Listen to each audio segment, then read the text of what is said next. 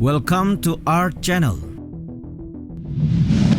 Kejadian kelam pada 30 September 1965 menimbulkan catatan hitam dalam perjalanan panjang negara yang ketika itu baru menginjak usia 20 tahun. Partai Komunis Indonesia dituduh menjadi dalang di balik tragedi tersebut. Setelah kejadian nahas itu, nasib para petinggi Partai Merah ini pun terancam.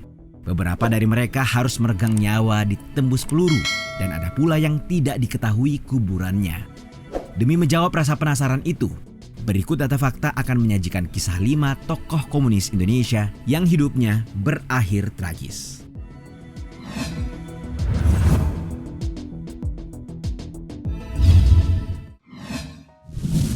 Dipa Nusantara Aidit. Dipa Nusantara Aidit atau yang lebih dikenal dengan nama Den Aidit merupakan salah satu sosok yang paling berpengaruh sebagai Ketua Komite Sentral PKI. Sebagai pemimpin Partai Komunis Indonesia, Den Aidit tentunya tidak luput dari incaran dan pembantaian pasca peristiwa G30S PKI gagal.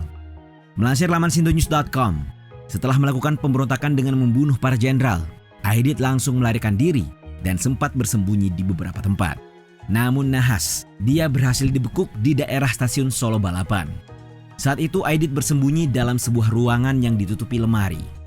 Setelah itu Aidit langsung dibawa ke markas Angkatan Darat.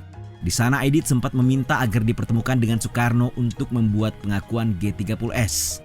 Namun permintaan itu pun ditolak oleh Komandan Brigade Mayor Jenderal Yasir Hadibroto dan memerintahkan anak buahnya untuk segera mencari sumur tua guna melancarkan eksekusi mati DN Aidit. Setelah sumur tua yang diminta didapat, Aidit dibawa oleh sejumlah regu tembak ke lokasi sumur tua yang terletak di tengah kebun pisang yang sangat lebat dan jauh dari pemukiman penduduk. Merasa ajalnya sudah dekat, Aidit mengajukan permintaan terakhirnya untuk berpidato. Mendengar pidato tersebut, Kolonel Yasir dan anak buahnya naik pitam dan langsung menembak Aidit dengan peluru senjata AK-47 hingga dadanya berlubang.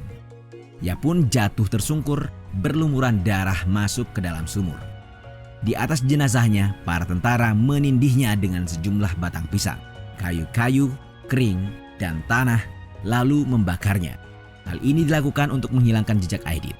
Beberapa pihak sempat mencari keberadaan makam Aidit, namun tidak terendus.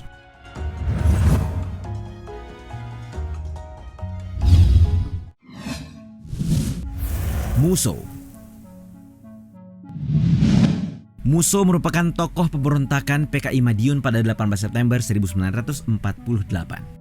Selain itu, dia juga merupakan tokoh PKI yang memproklamasikan negara Republik Soviet Indonesia.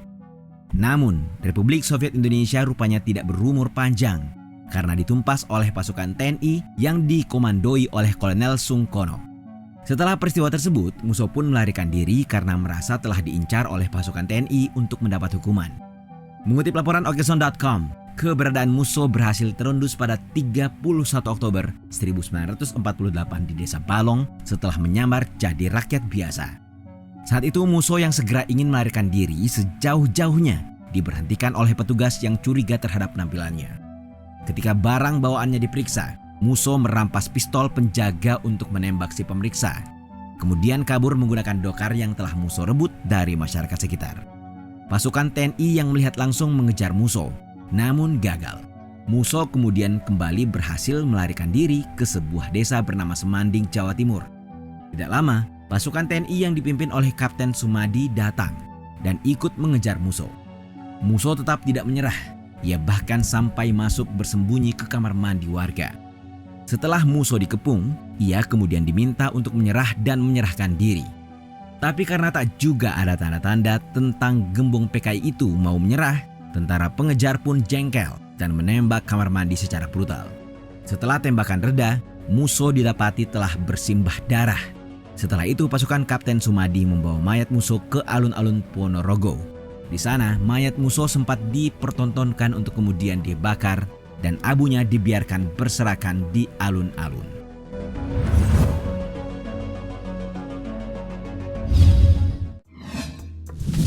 Amir Syarifuddin. Tokoh ini merupakan pejuang dan sosok penting dalam sejarah Indonesia.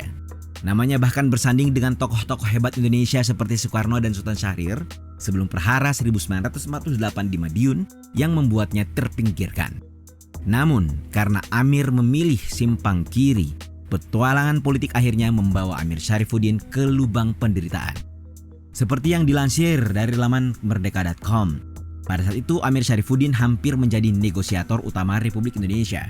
Namun ternyata isi perjanjian Renville tidak menguntungkan Indonesia. Belanda hanya mengakui Yogyakarta, Jawa Tengah, dan Sumatera. Karena perjanjian Renville tidak menguntungkan negara, akhirnya Amir mendapat cecaan dan kecaman dari berbagai pihak dan membuat kabinetnya jatuh. Mendapat perlakuan yang tidak baik dari banyak orang, Amir kemudian memutuskan untuk bergabung dengan musuh dalam negara Republik Soviet Indonesia di Madiun pada tanggal 19 September 1948. Saat pemberontakan Madiun dihancurkan oleh TNI, Amir melarikan diri beserta para anggota PKI lainnya ke dalam hutan dan hidup berkelana selama berbulan-bulan. Setelah sekian lama, akhirnya Amir ditemukan dan ditangkap di hutan kawasan Purwodadi oleh pasukan TNI dalam keadaan lusuh dan sakit-sakitan. Ia kemudian dibawa ke Yogyakarta 19 September 1948 bersamaan dengan agresi militer 2. Amir kemudian ditembak mati bersama para pemberontak Madiun yang tertangkap. Sebelum menemui ajalnya, Amir Syarifuddin sempat menyanyikan lagu Internationale yang merupakan lagu komunis dan juga menyanyikan lagu Indonesia Raya sebelum peluru polisi militer mengakhiri hidupnya.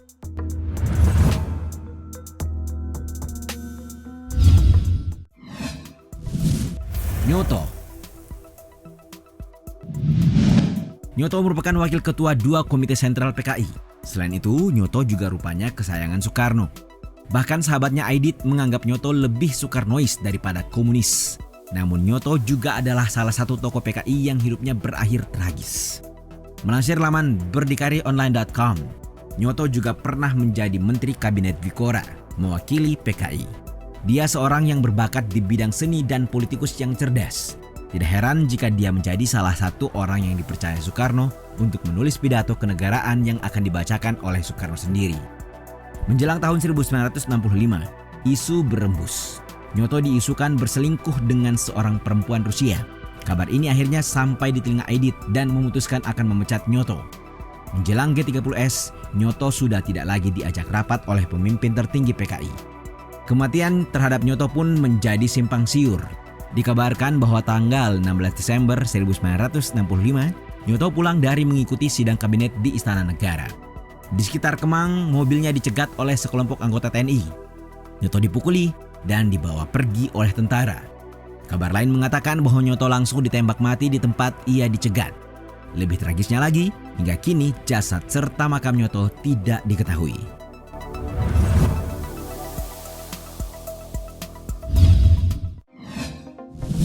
MH Lukman, Wakil Ketua 1 Sentral Komite PKI ini juga bernasib tragis. Muhammad Hatta Lukman merupakan tokoh elite PKI yang namanya beredar dan terdaftar dalam triumvirat bersama Nyoto dan Aidit yang artinya 3 pemimpin PKI. Mengutip laporan suara.com, Lukman memilih komunis sebagai jalan hidup. Setelah pemberontakan Madiun 1948, para triumvirat ini langsung melejit mengambil alih kepemimpinan dari para komunis tua.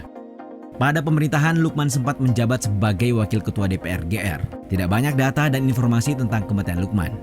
Saat itu beberapa hari setelah gerakan 30 September gagal, Lukman ditangkap di Jakarta saat sedang berkendara bersama sopirnya, lalu diculik dan ditembak mati oleh para anggota TNI. Eksekusi mati yang menimpa Lukman tidak diketahui oleh keluarganya. Saat sedang mencari tahu keberadaan Lukman, keluarga hanya menerima sepasang sepatu yang terakhir kali Lukman pakai. Sama dengan kedua sahabatnya, Aidit dan Nyoto, kuburan Lukman pun tidak diketahui keberadaannya. Itulah tadi kisah para tokoh PKI yang hidupnya berakhir tragis. Bagaimana tanggapan kalian?